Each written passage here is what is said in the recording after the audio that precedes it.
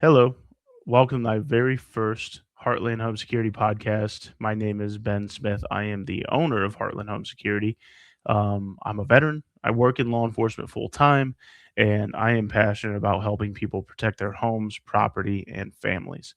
I'm going to try to keep this podcast under 10 minutes because I know people's time is precious, and I want to make it quick and to the point. So, my goal with this podcast is to talk about safety without making every episode feel like a 5 hour mandatory workplace training video. I want to share useful information, explain it in plain English, and hopefully have a little fun along the way. Today's story involves a crime that doesn't require someone to break a window, pick a lock, or even visit your property. Imagine you're relaxing at home when your phone rings. Someone asks, "Hey, did you really list your property for sale?" And you go, "No." And they say, "Well, somebody did." And just like that, your afternoon plans have changed. That frightening situation reportedly happened to Scott and Marla Schleider, a couple who own 2 acres of vacant property in Boston Heights, right here in Northeast Ohio.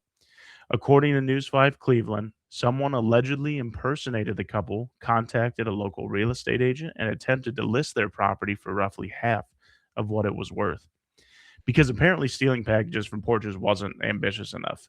The couple only discovered the listing after someone from the local government contacted them to ask whether they had actually put the property up for sale. Fortunately, they involved an attorney and they got the listing removed before the property was transferred. But think about how differently this could have ended. What if nobody had contacted them? What if they lived several states away? What if they rarely checked the property? What if the fake listing had looked convincing enough to attract a quick buyer? Most of us understand traditional property crime. We lock our doors, we close our garage doors, we install cameras, and we occasionally drive back home because we can't remember whether we actually closed the garage or not. But property fraud is different. It can happen quietly through emails, digital signatures, public records, and people stealing your personal information. A criminal may impersonate an owner and attempt to create fraudulent documents, borrow money against a property, or sell it without permission. There's no ski mask, no crowbar, and no suspicious van parked outside of your house. Just someone sitting behind a computer that's pretending to be you, and probably using a profile picture that looks like it came free with the email account. Vacant land and unoccupied homes can be especially concerning because nobody may be watching them regularly. If you own a rental property, if you inherited land, have a vacation home, or any property you don't visit often, you might not immediately notice an unauthorized real estate sign, strange mail, unfamiliar vehicles, or suspicious online activity. Thankfully, where I live in Medina County, they offer a free tool that can provide us an early warning. This is done through the Medina County Recorder's Office, and it's a property fraud alert service. So after you register, you would receive an email or a telephone notification when a document involving your name or property is recorded with the county. Now, this service can't and won't stop somebody from attempting that fraud, but it works more like a smoke detector rather than a fire extinguisher, if that makes sense. It alerts you that something has happened so you can investigate and respond quickly.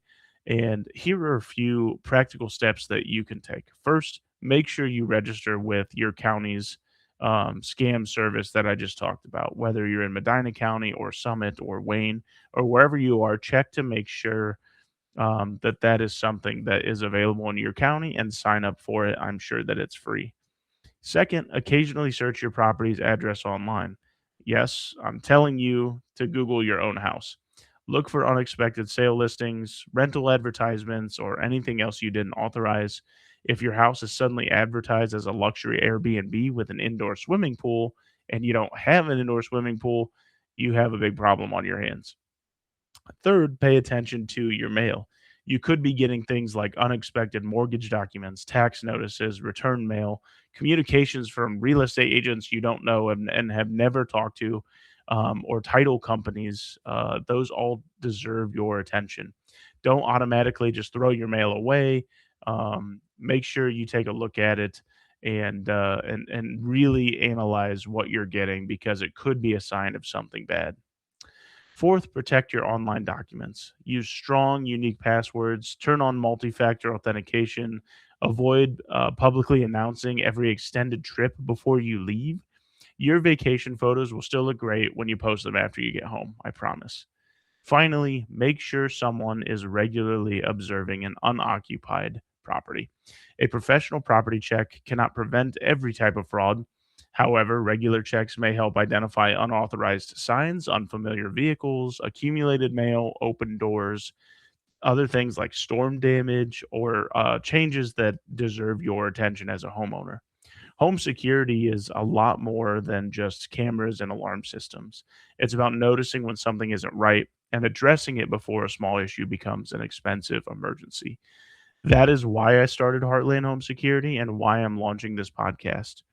In future episodes, we'll discuss local public safety trends, scams, travel safety, home security strategies.